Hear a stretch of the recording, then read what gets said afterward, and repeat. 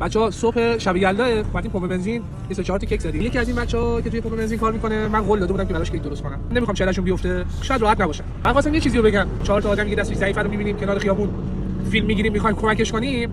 اما 4 تا جوون هم داشته باشیم. نه هر سال خودمونم کیک این رفیقمون رو بدم.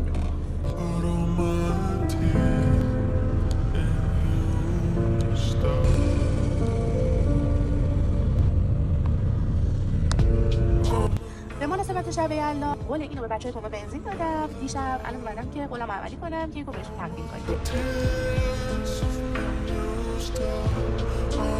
یه چیزی بگم قبل از اینکه بری به اینا کیک بدی، بگو کمتر جریمه کنید.